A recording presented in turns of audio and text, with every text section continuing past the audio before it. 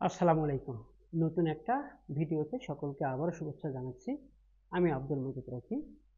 তো আজকে যে বিষয়টা নিয়ে আমরা আলোচনা করব সেটি হচ্ছে পোলারন বা পোলারায়ন। তো পোলারিটি বা পোলারিটি সম্পর্কে গত ভিডিওতে আমরা আলোচনা করেছি। আজকের ভিডিওতে পোলারন বা পোলারায়ন নিয়ে আমরা বিশদ আলোচনা করব। তো বিষয়টা হচ্ছে পোলারায়নটা কি? তো পোলারায়নটা হচ্ছে আমাদের দুইটি যৌগ যদি আমরা দেখি, দুইটি যৌগ, একটা হচ্ছে সোডিয়াম ক্লোরাইড, একটা ম্যাগনেসিয়াম ক্লোরাইড, একটা হচ্ছে অ্যালুমিনিয়াম ক্লোরাইড। প্রকৃতির দিক দিয়ে এই তিনটি যৌগই কিন্তু আমাদের আয়নিক, কিন্তু এই তিনটি যৌগের মধ্যে কোনটির মধ্যে সমযোজী বৈশিষ্ট্য বেশি আছে তা নিয়ে আমরা আলোচনা করব এই পোলারায়ন নিয়ে। তো সোডিয়াম ক্লোরাইড এই যে যৌগ, তার পরবর্তীতে ম্যাগনেসিয়াম ক্লোরাইড, অ্যালুমিনিয়াম ক্লোরাইড, এই যে তিনটি যৌগ আমরা দেখতে পাচ্ছি, এই তিনটা যৌগের মধ্যে কোন যৌগের মধ্যে সমযোজী বৈশিষ্ট্য বেশি, সেই সমযোজী বৈশিষ্ট্য নির্ধারণ করার জন্য আমরা যে প্যারামিটারটি ব্যবহার করি সেটি হচ্ছে পোলারায়ন বা পোলারন। তাহলে আমরা বলতে পারি পোলারায়ন শব্দটা হচ্ছে একটা যৌগ আয়নিক, আয়নিক থেকে যদি কখনো সমযোজী বৈশিষ্ট্যতে ধাবিত হয়, তাহলে সমযোজী বৈশিষ্ট্যতে যদি ধাবিত হয়, যার জন্য হয়, সেটিকেই বলা হয় পোলারায়ন। তাহলে পোলারায়ন বা পোলারন সংক্ষেপে বলতে পারি সমযোজী বৈশিষ্ট্য থেকে আয়নিক বৈশিষ্ট্য থেকে সমযোজী বৈশিষ্ট্যতে যাওয়ার একটি ধর্ম বা ক্রাইটেরিয়া। তাহলে আমরা এতক্ষণ পর্যন্ত যেটি বুঝলাম যে আয়নিক যৌগ থেকে সমযোজীতে যাওয়ার জন্য পোলারায়ন, আর গত ভিডিওতে আমরা দেখেছি সমযোজী যৌগ থেকে আয়নিক যৌগতে যাওয়ার জন্য যে প্যারামিটারটি ব্যবহার করা হয় সেটি হচ্ছে পোলারিটি। তোমাদেরকে একটি তথ্য জানিয়ে দেই, গত দিনের যে লেকচার পোলারিটি বা ডাইপোল মোমেন্ট, আর আজকে যেটা আলোচনা করব সেটি পোলারায়ন ও ফাজানিটি। এই দুটি লেকচার থেকে আমরা 30 নম্বরের একটি এমসিকিউ এই ডেসক্রিপশনে দিয়েছি, সেখান থেকে তোমরা পরীক্ষা দিও। পরীক্ষায় প্রাপ্ত নাম্বার আমরা যে বেশি পাবে তার নামটি আমরা পরের কোনো ভিডিওতে ইনশাল্লাহ জানাই দিব।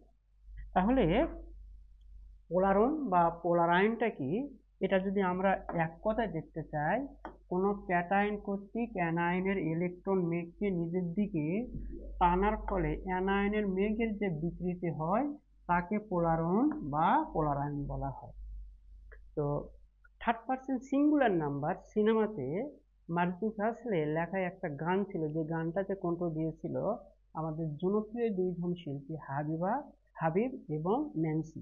সেটা ছিল এরকম যে গানটা ঠিক এরকম যে বাহির বলে দূরে যাক, ভিতর বলে আসুক না। ঠিক এইরকম একটি প্যারামিটার আমরা এখানে দেখি। এটি হচ্ছে একটি ক্যাটায়ন, ছোট করে দেই ক্যাটায়নকে, এটি ক্যাটায়ন, আর এটি হচ্ছে একটি অ্যানায়ন।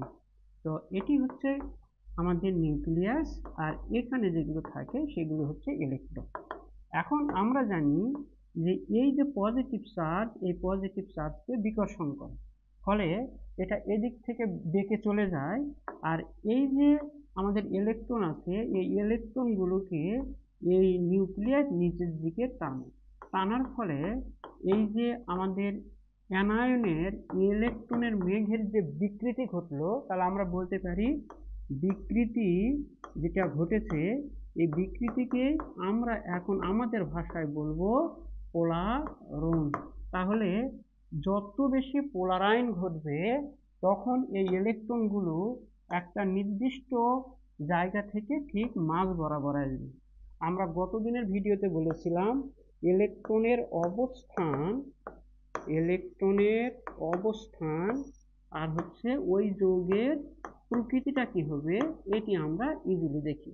তো ইলেকট্রনের অবস্থান যদি মাঝে থাকে তাহলে সেই ক্ষেত্রে সেই যৌগের বৈশিষ্ট্য হবে সমযোজী, আর যদি সাইটে থাকে তাহলে সেই ক্ষেত্রে ওই যৌগের প্রকৃতি হবে আয়নিক। এখন যৌগটা ছিল এখানে, এখানে ইলেকট্রনগুলো যখন ছিল তখন সেই ক্ষেত্রে ওই যৌগের প্রকৃতিটা পেয়েছি আমরা আয়নিক। এখন এই ক্যাটায়ন যখন ইলেকট্রন মেঘকে নিজের দিকে টেনে নিয়ে আসবে তখন ওই ইলেকট্রনটা যদি মাঝ বরাবর আসে তখন সেক্ষেত্রে হয় সমযোজী। তার মানে বিকৃতি যত বেশি ঘটবে ওই যৌগের মধ্যে পোলারন তত বেশি হবে এবং তার মধ্যে সমযোজী যে প্রকৃতি বা বৈশিষ্ট্য সেটি আস্তে আস্তে বৃদ্ধি পাবে।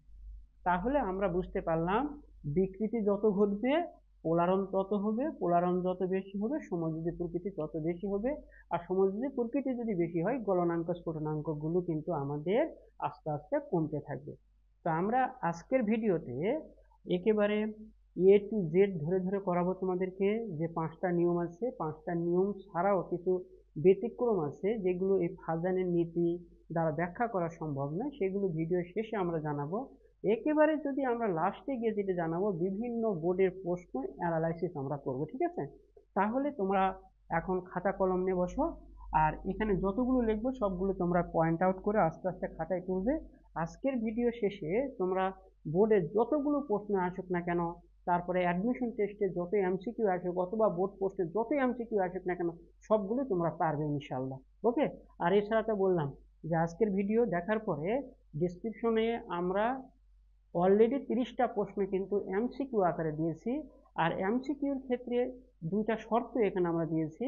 30টি এমসিকিউ দেওয়া আছে যার জন্য তোমরা পাবে মাত্র 25 মিনিট এবং প্রতিটি ভুল উত্তরের জন্য নাম্বার কাটা যাবে 0.25। এই বিষয়টা একটু তোমরা মাথায় রাখবে।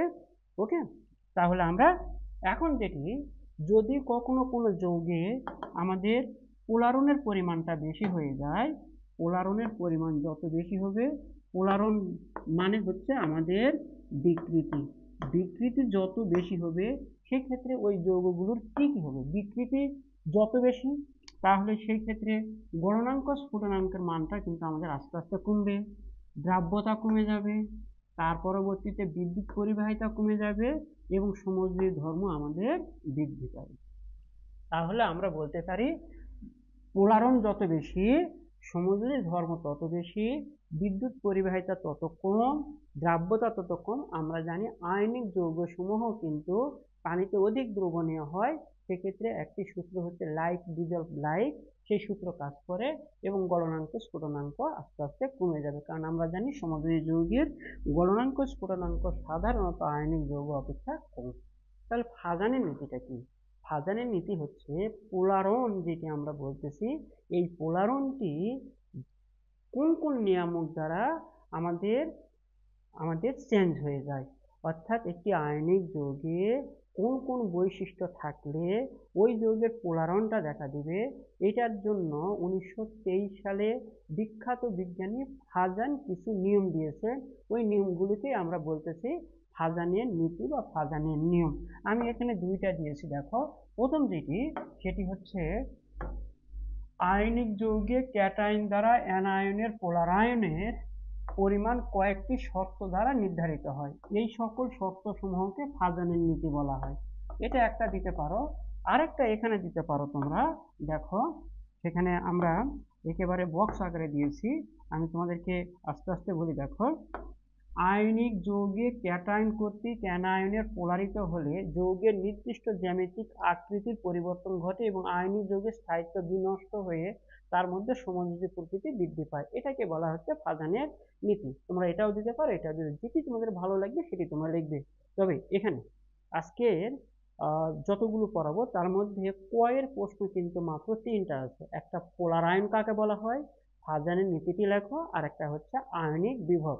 তাহলে আজকের পড়া থেকে আমরা কয়ের প্রশ্ন পাবো মাত্র 3টি। ওকে? এখন দেখি আমরা ফাজানের নীতির শর্ত সমূহ কি।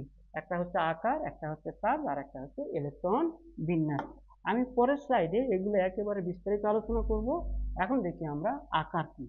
আকার দ্বারা আমরা যদি ব্যাখ্যা করি, দেখো আকার এখানে 2টা হতে পারে, একটা ক্যাটায়নের আকার আর একটা হচ্ছে অ্যানায়নের আকার। তো আমরা যেটি বলবো, একটা হচ্ছে ক্যাটায়নের আকার, আচ্ছা আমরা শুধু ক্যাটায়ন লিখি কারণ এখানে সাইডে দেওয়াই আছে, আর একটা হচ্ছে অ্যানায়ন। অনুরূপভাবে চার্জও কিন্তু দুইটি, একটা ক্যাটায়নের আর একটা হচ্ছে অ্যানায়নের। 2 নাম্বার অ্যানায়ন, অ্যানায়ন। আর ইলেকট্রন বিন্যাস শুধুমাত্র একটারই হয়, সেটি হচ্ছে ক্যাটায়ন। এখন এই যে আমরা 5টা এখানে লিখলাম, একটা হচ্ছে ক্যাটায়নের আকার, অ্যানায়নের আকার, ক্যাটায়নের চার্জ, অ্যানায়নের চার্জ, ক্যাটায়নের ইলেকট্রন বিন্যাস, কোনটি বৃদ্ধি পেলে পোলারন তথা সমযোজী বৈশিষ্ট্য বৃদ্ধি পাবে সেটি আমরা একটু দেখে নিই। দেখো পোলারন কখন বৃদ্ধি পায়। ক্যাটায়নের ক্ষেত্রে আমাদের 3টা নিয়ম, অ্যানায়নের ক্ষেত্রে 2টি নিয়ম, মোট হচ্ছে 5টা নিয়ম। তাহলে আমরা এখন একে একে দেখি যে ক্যাটায়নের পোলারন বা পোলার আয়ন বৃদ্ধি পাবে কখন। ক্যাটায়নের আকার যত ছোট হবে, নিচের দিকে দিলাম, ক্যাটায়নের চার্জ যত বৃদ্ধি পাবে, ক্যাটায়নের ইলেকট্রন বিন্যাস, এই ক্যাটায়নের ইলেকট্রন বিন্যাস আমরা জানি 2 ধরনের। একটা হচ্ছে নিকটস্থ নিষ্ক্রিয় গ্যাসের ইলেকট্রন কাঠামো তথা বাইরের স্তরে 8টা ইলেকট্রনের সেট, এটাকে বলা হয় আধান ভিত্তিক। আরেকটা হচ্ছে সিডো বা সদ্য অবস্থান্তর মৌলগুলোর ক্ষেত্রে আমরা দেখি যদি ইলেকট্রন বাইরের স্তরের ইলেকট্রনগুলো ত্যাগ করে তাহলে তার বাইরের স্তরে, অর্থাৎ সেক্ষেত্রে ইলেকট্রনগুলো হয় 18। আমরা এখানে বলতে পারি ক্যাটায়নের ইলেকট্রন বিন্যাস সেক্ষেত্রে 18 মানটা যত বৃদ্ধি পাবে, এটি ডিটেলস আমরা আলোচনা করব, ভয় পাওয়ার কোনো কারণ নাই। যত বৃদ্ধি পাবে সেই ক্ষেত্রে আমাদের পোলারিত হওয়ার মানটা বৃদ্ধি পাবে। অনুরূপভাবে এখন আমরা দেখব যে অ্যানায়নের আকার যত বৃদ্ধি পাবে, অ্যানায়নের চাপ যত বৃদ্ধি পাবে, তাহলে আমরা বলতে পারি এখানে শুধুমাত্র একটাই ব্যতিক্রম, সেটা হচ্ছে এটা, যে ক্যাটায়নের আকার যত ছোট হবে আর বাকিগুলো যত বৃদ্ধি পাবে, পোলারন বা পোলারিত হওয়ার পরিমাণটা তত বৃদ্ধি পাবে। ওকে, এখন দেখি আমরা, এখন এখানে যে জিনিসটি আমরা দেখলাম যে ক্যাটায়নের ইলেকট্রন বিন্যাসটা কি, এটা খুবই গুরুত্বপূর্ণ। সাধারণত আমাদের বইগুলোতে এটি ডিটেলস আলোচনা করা নেই, তোমরা একটু কষ্ট করে দেখে নিও, তাহলে তোমরা বুঝতে পারবে যে ক্যাটায়নের ইলেকট্রন বিন্যাসটা প্রভাবটা কিরকম। দেখো, আমরা একটি মৌল এখানে দেখতে পাচ্ছি বা আয়ন, সেটি হচ্ছে সুপারহিরো বা যেটাকে বলা হয় সদ্য বা স্থির অবস্থান্তর মৌল। আমরা জানি 3 থেকে 12 নাম্বার গ্রুপে যে মৌলগুলো থাকে পর্যায় সারণীতে, সেগুলো হচ্ছে ডি ব্লক মৌল। তো ডি ব্লক মৌলের মধ্যে আমরা ওর বিশেষ একটা ধর্ম হচ্ছে অবস্থান্তর মৌল। অবস্থান্তর মৌলসমূহে লুকায়িত অবস্থায় থাকে, কিন্তু আমাদের প্রকৃতপক্ষে তারা অবস্থান্তর মৌল নয়, সেগুলোকেই বলছি আমরা সিডো অবস্থান্তর মৌল।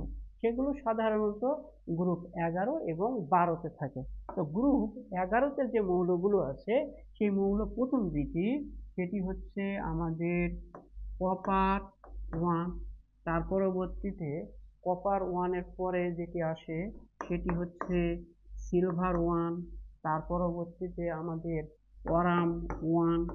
এই যে মৌলগুলো আমরা দেখতে পাচ্ছি, এই মৌলগুলোকে বলা হয় সুপারহিরো ক্যাটায়ন বা সদ্য অবস্থান্তর মৌল। কপারের পরে যে মৌলটি আছে সেটি হচ্ছে জিঙ্ক। জিঙ্কের পরে যেটি আছে সেটি হচ্ছে ক্যাডমিয়াম। ক্যাডমিয়ামের পরে যেটি আছে সেটি হচ্ছে মার্কারি। এখন এই মৌলগুলোর বাইরের স্তরে ইলেকট্রন বিন্যাসটা কি? এইগুলো থাকে হচ্ছে 3d10। আসলে 3d10 না বলে যদি আমি এরকম বলি যে 3s2, 3p6, 3d10, সবগুলো মিলে ইলেকট্রন বিন্যাসের ক্ষেত্রে দেখতে পাচ্ছি 18। এটার ক্ষেত্রে আসতেছে 4d10, তার মানে এটার ক্ষেত্রেও ইলেকট্রন কিন্তু অনুরূপভাবে আমরা বলতে পারি 18টা ইলেকট্রন বিন্যাস।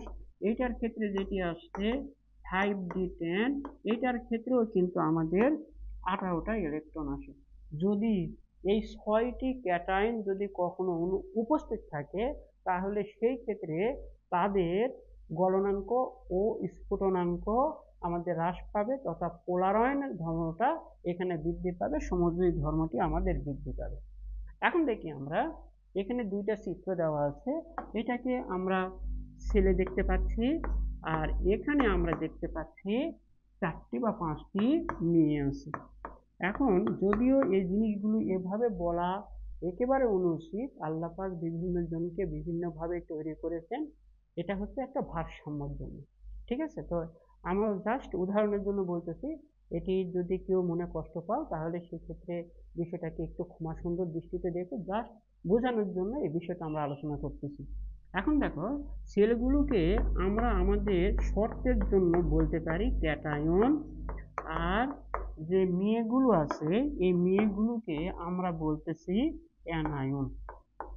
অ্যানায়ন। এখন বিষয়টাকে যদি আমরা খেলার ছলে বা বোঝানোর ক্ষেত্রে যদি একটু আলোচনা করি, প্লিজ কেউ এটাকে সিরিয়াসলি নিও না। এখন এখানে দুইটা ছেলে আছে, একটা স্লিম আর একটা হচ্ছে আমাদের কিছুটা মোটা। এখন কোনো একটা মেয়ে তার জীবন সঙ্গী রূপে, এখানে মনে করো একটা মেয়ে আছে, আমি এখানে একটা গোল করে একটা মেয়েকে এভাবে দিচ্ছি। এই মেয়েটা কাকে আকর্ষণ করবে, এই ছেলেকে না এই ছেলেকে? নিশ্চয়ই জানো যে সকল ছেলে চিকন তারা মেয়েদেরকে বেশি নিজের দিকে টানতে পারে। তাহলে মেয়েকে টানতে পারে কে? চিকন। মোটাগুলো ছেলে কিন্তু ওভাবে মেয়েদেরকে কিন্তু আকর্ষিত করতে পারে না। তাহলে আমরা বলতে পারি ক্যাটায়নের আকার যত চিকন হবে, যত ছোট হবে, যত ক্ষুদ্র হবে, তার পোলায়ন করার ক্ষমতাটা কিন্তু বৃদ্ধি পাবে। এটা দুইভাবে করা যায়। আমরা জানি পর্যায় সারণীর বাম থেকে ডান দিকে গেলে কিন্তু আকারটা কি পায়? আকারটা হচ্ছে হ্রাস পায়, নাম্বার ওয়ান। নাম্বার টু, উপর থেকে যদি নিচের দিকে আসে তাহলে কিন্তু সেক্ষেত্রে আকারটা বড় হয়। তার মানে এটা হচ্ছে আকার বৃদ্ধি। এটা হচ্ছে দুইটা। আরেকটা জিনিস বলতে পারি, চার্জের পরিমাণ যত বেশি হবে তাহলে সেই ক্ষেত্রে তার নিউক্লিয়াস কর্তৃক বাইরের স্তরগুলোকে ছোট হয়ে যায়।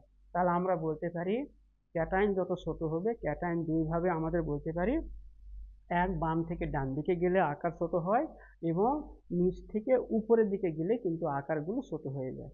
তাহলে আকার যত ক্যাটায়নে ছোট হবে তার পোলায়ন করার ক্ষমতা কিন্তু তত বৃদ্ধি পাবে। পক্ষান্তরে এখানে দেখি আমরা দেখতে পাচ্ছি পাঁচটা আমাদের এখানে মেয়ে আছে। এখন আমরা দুইটা বিষয় একটু মন দিয়ে শুনবে। ছেলেরা যেটি করে সেটা পোলারণ করে অর্থাৎ টানে, আর মেয়েরা যেটি হয় সেটি হচ্ছে পোলারিত হয় অর্থাৎ সে নিজে ধাবিত হয়। বিষয়টাকে একটু মনে রাখবা যে ছেলেরা হচ্ছে টানে, যে টানাকে আমরা বলতেছি পোলারণ, আর মেয়েরা যেটি করবে সেটি হচ্ছে পোলারিত হবে অর্থাৎ সে নিজে গলে যাবে।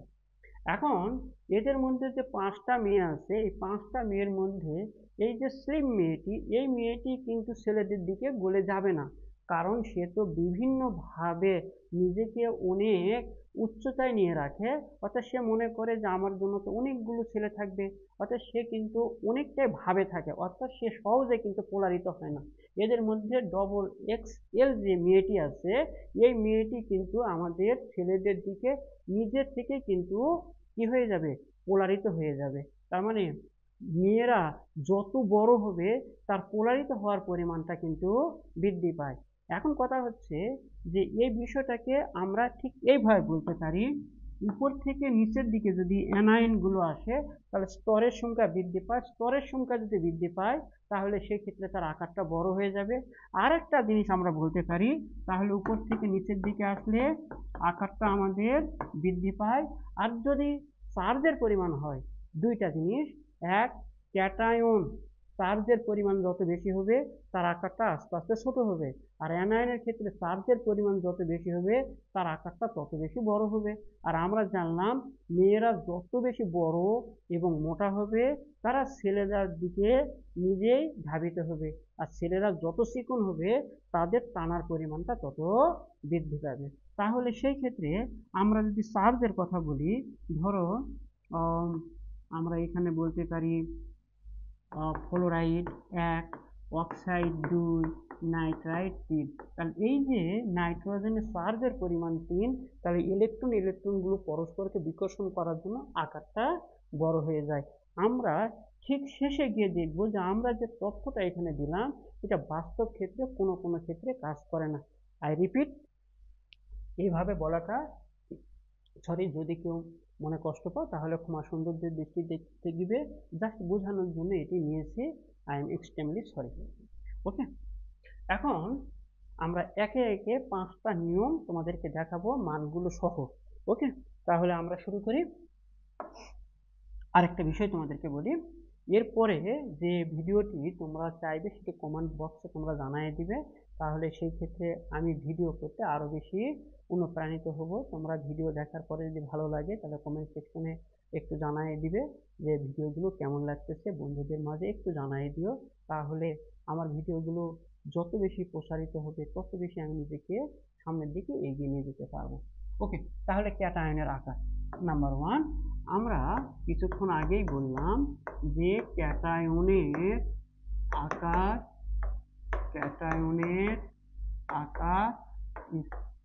পোলারন। তাহলে ক্যাটায়নের আকার যত ছোট হবে পোলারিত করার পরিমাণটা কিন্তু তত বৃদ্ধি পাবে। এখানে আমরা যে মৌলগুলো নিয়ে আলোচনা করব সেটি হচ্ছে গ্রুপ 2-তে।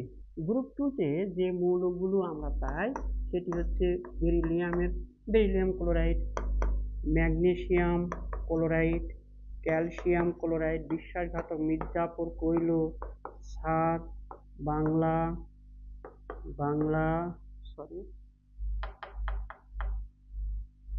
ক্লোরাইড। তাহলে আমরা জানি এই যে বেরিলিয়াম কিন্তু পর্যায় সারণী 2 নম্বরে, ম্যাগনেসিয়াম যেটি আছে সেটি হচ্ছে 3 নাম্বার, ক্যালসিয়াম যেটি আছে সেটি হচ্ছে 4 নাম্বার, স্ট্রোনশিয়াম যেটি আছে সেটি 5 নাম্বার, বেরিয়াম যেটি আছে সেটি হচ্ছে আমাদের 6 নাম্বার পর্যায়ে বিদ্যমান। আর উপর থেকে নিচের দিকে আসলে আকারগুলো কিন্তু আমাদের বড় হয়। আর আমরা জানি ক্যাটায়নের আকার যত ছোট হবে অ্যানায়নকে টানার পরিমাণটা কিন্তু তত বেশি হবে। তাহলে আমরা বলতে পারি যে উপর থেকে নিচের দিকে আকারটা কি হচ্ছে আমাদের বৃদ্ধি পাচ্ছে। আকার যত বৃদ্ধি পাবে পোলারনের মানটা কি হয়ে যাবে, পোলারনের মানটা কিন্তু সেই ক্ষেত্রে হ্রাস পাবে। এমপি এবং বিপি এর মানটা তাহলে কি হবে, উপরের দিকে যাবে। কারণ আমরা এটাকে এভাবে বলি বৃদ্ধি পাবে। তাহলে আমরা বলতে পারি যে পোলারন এবং এমপি এবং বিপি একে অপরের বিপরীত। এখন মানগুলো একটু আমরা বলি যে এটার মানটা কত। এটার মান হচ্ছে 405 ডিগ্রি সেলসিয়াস, 714 ডিগ্রি সেলসিয়াস। এটি হাজারি স্যারের বইয়ে নিয়েছে, আর গুহ স্যারের বই আছে 712। তার পরবর্তীতে 782 ডিগ্রি, তার পরবর্তীতে 875 ডিগ্রি, 963 ডিগ্রি। যদি মানগুলো একটু কম বেশি হয় তোমরা একটু চেক করে নিও। তাহলে আমরা বুঝলাম ক্যাটায়নের আকার যত ছোট হবে তার পোলারনের পরিমাণটা তত আমাদের বৃদ্ধি পাবে। পোলারনের পরিমাণ যত বৃদ্ধি পাবে তার আমাদের গলনাঙ্ক স্ফুটনাঙ্ক তত কমে যাবে। এখন আমরা যেটা আলোচনা করব 2 নম্বর, সেটি হচ্ছে ক্যাটায়নের চার্জ। তাহলে আমরা এখানে বলি ক্যাটায়নের চার্জ। এখন বাকি যতগুলো আছে সবগুলোই কিন্তু বৃদ্ধি পাওয়ার ফলে আমাদের যেটি আসবে সেটি হচ্ছে পোলারনের পরিমাণটা কিন্তু আস্তে আস্তে বৃদ্ধি পাবে। যৌগগুলো আমরা দেখি, যৌগ এখানে অনেকগুলো, এতগুলো যৌগ আমাদের দরকার পড়বে না।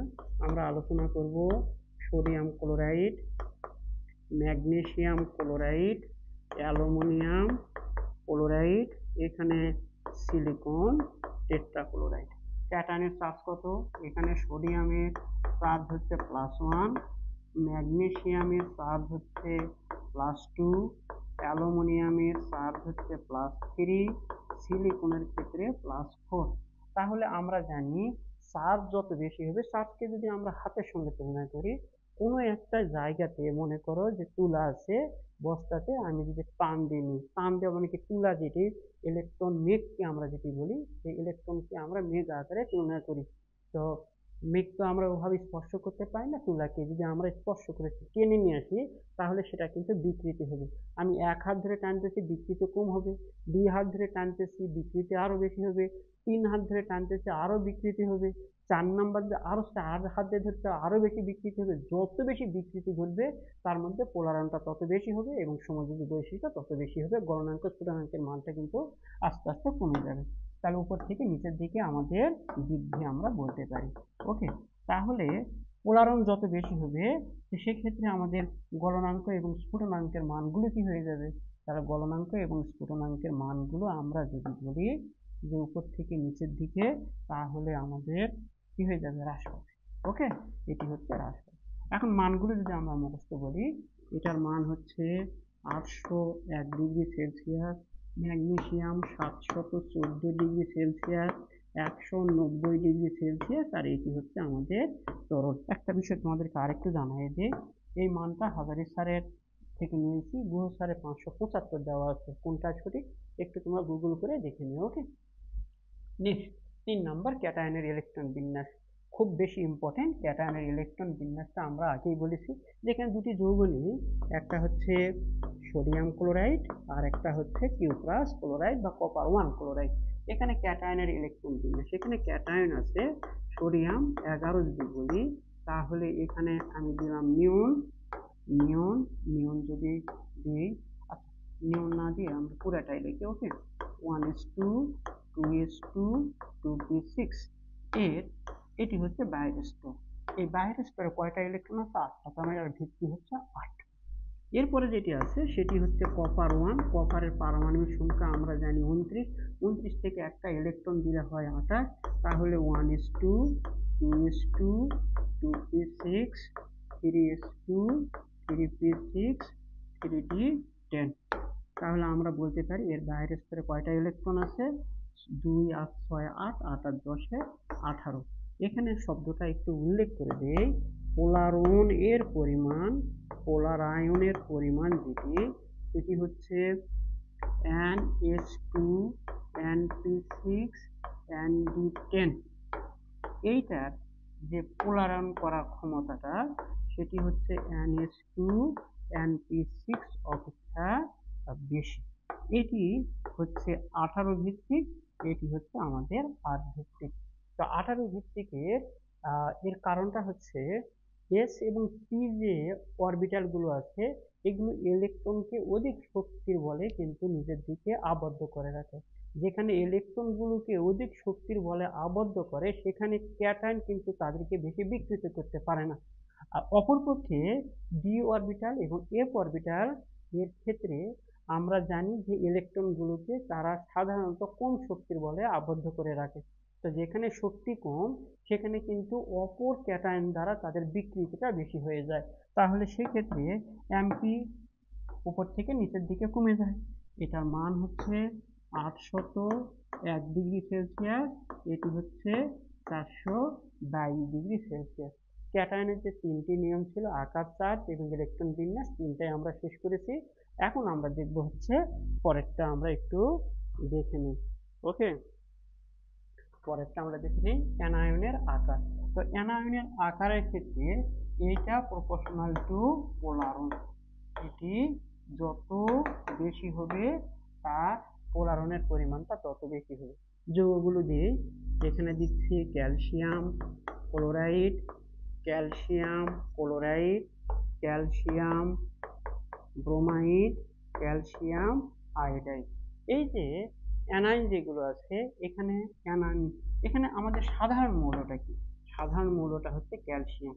সবগুলো মৌলের ক্ষেত্রে কিন্তু ক্যালসিয়াম আছে। সাধারণ মৌল যেটি থাকে তার উপরে সাধারণত আমাদের পোলারনটা নির্ভর করে না, যেটি ভিন্ন থাকবে তার উপরে কিন্তু এই মানটা কিন্তু আমাদের নির্ভর করবে।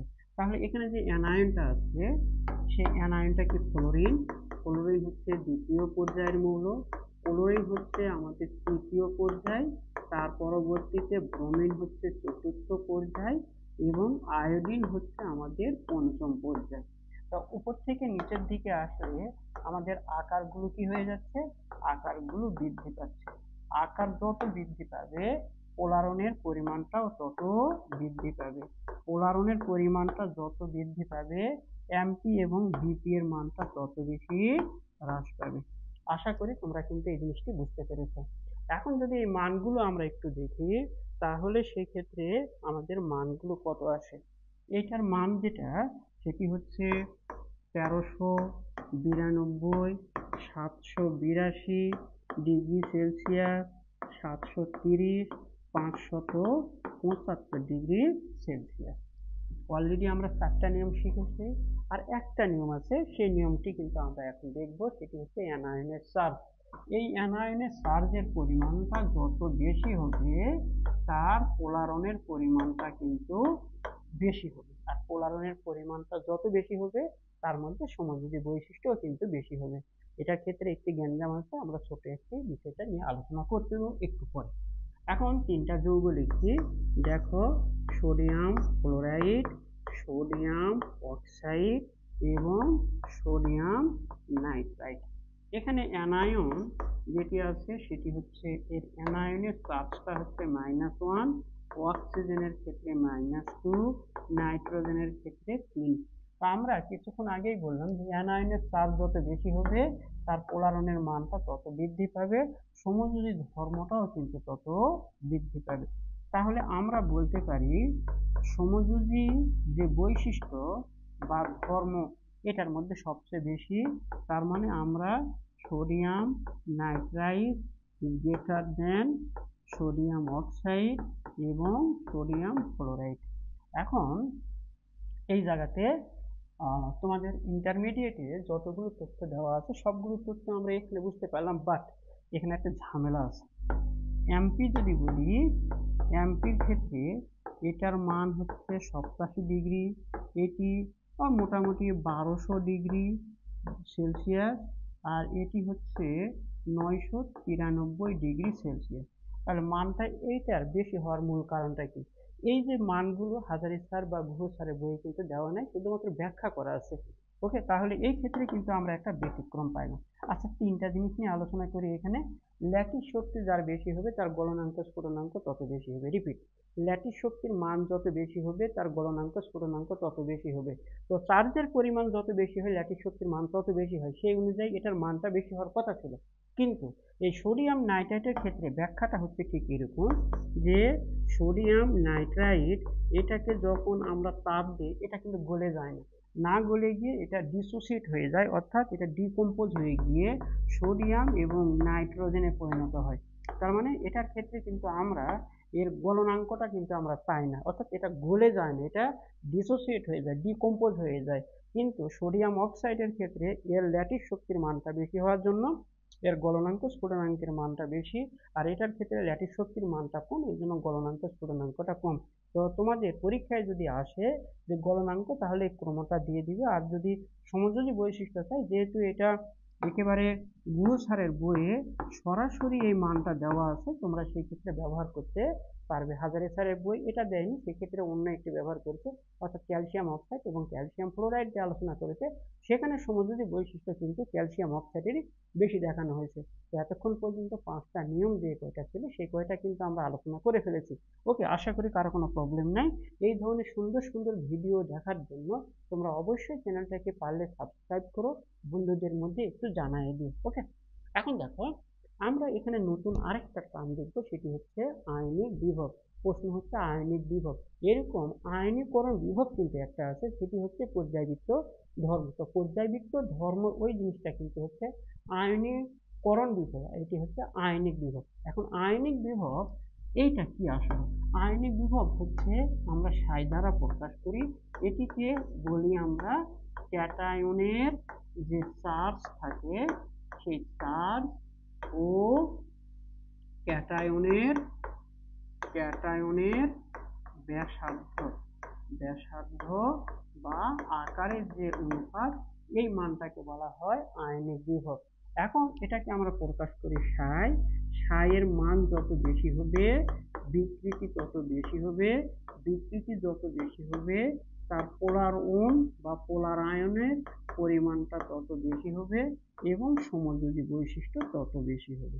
তার মানে ওই আয়নিক যৌগের সমযোজী বৈশিষ্ট্যটা দেখা দেয়।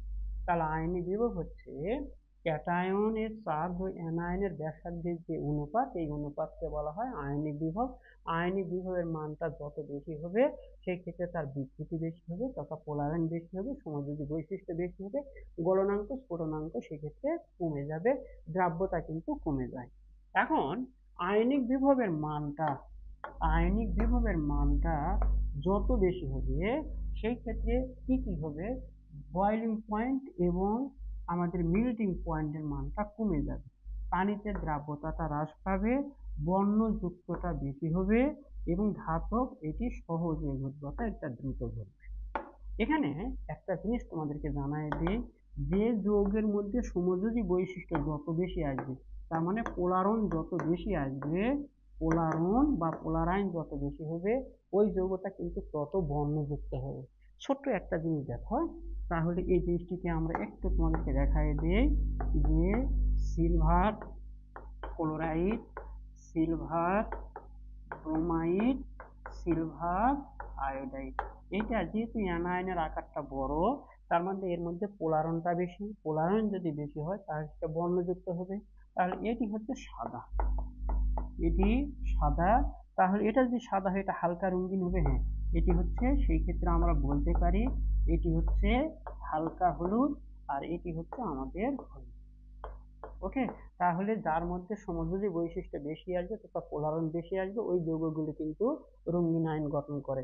যতগুলো দেখবে যে রঙিন আয়ন সেটি হচ্ছে আমাদের সমযোজী যৌগের একটি বৈশিষ্ট্য। এখন যদি প্রশ্ন আসে, অর্থাৎ তোমাদেরকে প্রশ্ন দিল, সেই প্রশ্নগুলো আমরা খুঁজবো কি করে, কি কি কিওয়ার্ডগুলো এখানে নিব সেটি একটি চার্টের মাধ্যমে দেখাইছি আমি। এটা হচ্ছে ফোরস্টার, এটা আগে তোমরা দেখবে। অর্থাৎ যখন প্রশ্ন দিবে তাকে প্রশ্ন করবে ক্যাটায়নের ইলেকট্রন বিন্যাসে ডি ও এফ আছে কি না। তারপরে হচ্ছে ক্যাটায়ন এবং চাপ, এটা নিবে হচ্ছে তোমরা 3 নম্বর ঘটনা। ক্যাটায়ন ক্ষুদ্র কিনা এটা নিবে হচ্ছে 2 স্টার। সবার শেষে দেখবে হচ্ছে অ্যানায়ন বৃহৎ কিনা। ওকে, তাহলে প্রথম যখন প্রশ্ন দিবে তাকে প্রশ্ন করবে তোমার মধ্যে ডি আছে কিনা। যদি ডি থাকে তাহলে সেগুলোকে আমরা সুপার হিরো অথবা সিডো অবস্থান্তর মৌল বলি। আর সিডো অবস্থান্তর মৌলগুলোর ক্ষেত্রে কিন্তু আমাদের পোলারায়নের পরিমাণটা বেশি হয়, অর্থাৎ গলনাঙ্ক স্ফুটনাঙ্ক কিন্তু কমে যাবে। ওকে, তাহলে এখানে অনেক বড় চার্ট দেওয়া আছে, এই চার্টের মধ্যে আমি 2-1টা তোমাদের করে দিই, তাহলে তোমরা বুঝতে পারবে। দেখো 1 নম্বর প্রশ্ন, সোডিয়াম ক্লোরাইড এবং ক্যালসিয়াম ক্লোরাইডের মধ্যে আমাদের এখানে কমন আয়নটাকে, এখানে কমন আয়ন হচ্ছে ক্লোরাইড, তাহলে ক্লোরাইডের উপরে নির্ভর করবে না, নির্ভর করবে হচ্ছে সোডিয়াম এবং ক্যালসিয়াম। এই দুটাকে যদি প্রশ্ন করা হয় তোমার মধ্যে ডি আছে কিনা, ও বলবে ডি আমার কাছে নাই। তাহলে পরের প্রশ্ন হচ্ছে চার্জ কার বেশি, এটা হচ্ছে চার্জ 1 আর এটা হচ্ছে চার্জ 2। চার্জের পরিমাণ যার যত বেশি তার মধ্যে পোলারনটা বেশি হবে, তার মানে কি সমযোজী বৈশিষ্ট্য বেশি হবে। তাহলে এই দুটির মধ্যে আমাদের calcium chloride is greater than sodium chloride. Clear তো? এরপরে আমরা যদি কোনটা দেখব, এটা দেখি 4 নাম্বার। এই যে 2 নাম্বার, 3 নাম্বার এবং 6 নাম্বার, এই তিনটা তোমরা কমেন্ট সেকশনে একটু জানাই দিবে। যদি তোমরা জানাই দাও তাহলে বুঝবো তোমরা ক্লাসটা এনজয় করছো। এখন দেখি এখানে কমন মৌলটা কি, কমন মৌলটা হচ্ছে ক্লোরাইড, তাহলে ক্লোরাইডের উপর নির্ভর করবে না। এখন একে যদি প্রশ্ন করা হয় তোমার চার্জ কত, এ বলবে 1, এ বলবে 2, এ বলবে 3। তাহলে চার্জের পরিমাণ যত বেশি হবে তার পোলারনের পরিমাণটা বেশি হবে। তার মানে আমরা বলতে পারি aluminium chloride is greater than magnesium chloride is greater then sodium chloride. তাহলে সমযোজী বৈশিষ্ট্য হচ্ছে সবচেয়ে বেশি অ্যালুমিনিয়াম ক্লোরাইডের ক্ষেত্রে। তাহলে আমরা বিভিন্ন ব্যাখ্যা দিয়ে তোমাদেরকে দেখাইছিলাম। এখন যেটি দেখব, বোর্ড প্রশ্নগুলো আমরা দেখব, বেশি না 4-5টা প্রশ্ন আমরা দেখব, তাহলে তোমাদের কনসেপ্টটা ক্লিয়ার হয়ে যাবে। আমি জাস্ট তোমাদেরকে জানাই দিই। এখন এখানে যে মৌলগুলো আছে এই মৌলগুলোকে আগে আমরা চিহ্নিত করব। পিটাকে এখানে n এর মান 2, তাহলে 1s2, 2 3 4 5 6, 6 মানে হচ্ছে কার্বন। এখানে 2 যদি হয় তাহলে সেই ক্ষেত্রে হচ্ছে বেরিলিয়াম। এখানে 2 আগে ছিল, তার মানে এখানে 3 যদি হয় তাহলে 15 17, তার মানে হচ্ছে ক্লোরিন। এখানে হচ্ছে n এর মান 2, তার মানে এখানে 3s মানে হচ্ছে ম্যাগনেসিয়াম। ওকে, এখন এই আকৃতিতে হচ্ছে আমাদের সংকরীকরণের বিষয়, এটা আমরা এখানে দেখব না। আমরা যেটি দেখব সেটি হচ্ছে কিউ এবং আর। এই কিউ এবং আর, তার মানে সেই ক্ষেত্রে হচ্ছে বেরিলিয়াম ক্লোরাইড এবং এখানে বলছে এস আর। এস বলতে এখানে কি বোঝানো হচ্ছে, এস এবং আর, তার মানে হচ্ছে ম্যাগনেসিয়াম ক্লোরাইড। কোনটির গলনাঙ্ক বেশি? বেশি বলা হয়েছে, গলনাঙ্কটা বেশি। আমরা জানি যে এইটার আকার কিন্তু বেরিলিয়াম হচ্ছে দ্বিতীয় স্তরের আর ম্যাগনেসিয়াম হচ্ছে তৃতীয় স্তরের। ক্যাটায়নের আকার যত ছোট হয় তার পোলারন করার ক্ষমতা তত বেশি হয়, পোলারন করার ক্ষমতা বেশি হলে গলনাঙ্ক স্ফুটনাঙ্ক কমে যাবে। তার মানে আমরা বলতে পারি এখানে এমপি কার বেশি, magnesium chloride is greater then beryllium chloride. এটি হচ্ছে 714 ডিগ্রি আর এটি হচ্ছে 405 ডিগ্রি সেলসিয়াস। এটা কিন্তু অলরেডি কিন্তু আমরা আলোচনা করেছি। এরপরে যেটি যাব সেটি হচ্ছে আমাদের বরিশাল বোর্ড 2023 সালে। এখন আমাদের কোনটির স্ফুটনাঙ্ক বেশি, সমযোজী বৈশিষ্ট্য অধিক, এইটা প্রশ্ন আমাদের। এখন আমরা মৌলগুলো চিহ্নিত করি, কোনো প্রতীক নয়। এটি হচ্ছে হাইড্রোজেন, তারপরে এটি হচ্ছে 2 3 4 4 4 8 মানে অক্সিজেন, 2 3 4 7 7 8 2 আমাদের হচ্ছে 9 9 মানে হচ্ছে আমাদের ফ্লোরিন, আর এখানে নিয়ন তার মানে হচ্ছে আমাদের সোডিয়াম। এখন ই বলতে এইটা বোঝানো হয়ে গেছে, তাহলে সোডিয়াম। এখানে এইচ বলতে আমাদের কাকে বোঝানো হচ্ছে, এখানে অক্সিজেন, তার মানে এটি হচ্ছে অক্সিজেন। ও ই বলতে এখানে বোঝানো হয়েছে সোডিয়াম, আর জি বলতে হচ্ছে ফ্লোরিন। তোমাদের এটি তো অলরেডি আমি করে দিয়েছি। এর মধ্যে কোনটি অধিক সমযোজী হবে? তো সমযোজী আমরা জানি অক্সিজেনের চার্জ কত, অক্সিজেনের চার্জ -2, ফ্লোরিনের চার্জ হচ্ছে -1। অ্যানায়নের চার্জের পরিমাণ যত বেশি হবে তার মধ্যে পোলারনটা তত বেশি হবে, তার সমযোজী বৈশিষ্ট্য তত বেশি হবে। তাহলে আমরা যদি সমযোজী বৈশিষ্ট্যের কথা বলি, সমযোজী বৈশিষ্ট্যের কথা এখন বলতেছি, দেখো সমযোজী সমযোজী বৈশিষ্ট্য কার বেশি, এখানে সোডিয়াম অক্সাইডের বেশি। নেক্সট যেটি সেটি হচ্ছে ময়মনসিংহ 2023 সালের প্রশ্ন। এখন বলছে উদ্দীপকের মৌলসমূহের ক্লোরাইডের গলনাঙ্কের ক্রম কারণ সহ বিশ্লেষণ কর। তো মৌলগুলো একটু দেখে নেই। এখানে হচ্ছে আমাদের সোডিয়াম, এটি হচ্ছে আমাদের ম্যাগনেসিয়াম, আর এটি হচ্ছে আমাদের অ্যালুমিনিয়াম। এটার ক্লোরাইড যদি আমরা ব্যাখ্যা করি তাহলে সোডিয়াম ক্লোরাইড, এটার ক্ষেত্রে যেটি সেটি হচ্ছে ম্যাগনেসিয়াম ক্লোরাইড, এইটার ক্ষেত্রে আমাদের অ্যালুমিনিয়াম ক্লোরাইড। আমরা জানি যে ক্যাটায়নের চার্জের পরিমাণ যত বেশি হবে তার গলনাঙ্ক স্ফুটনাঙ্কের মানটা তত কমে যাবে। তাহলে আমরা বলতে পারি এমপির মানটা সবচেয়ে বেশি, sodium chloride is greater than magnesium chloride is greater than aluminium chloride.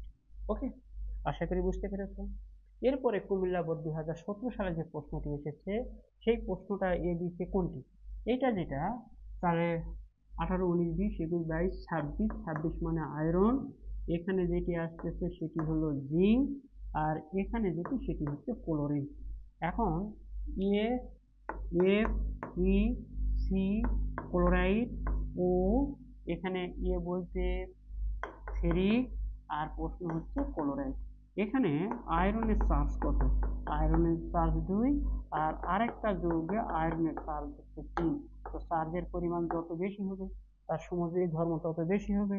তার মানে আমরা এখানে বলতে পারি সমযোজী ধর্ম যদি আমরা বলি তাহলে সেই ক্ষেত্রে আমরা পাচ্ছি ফেরিক ক্লোরাইডের সমযোজী ধর্মটা কিন্তু বেশি, কারণ ক্যাটায়নের চার্জের পরিমাণটা বেশি।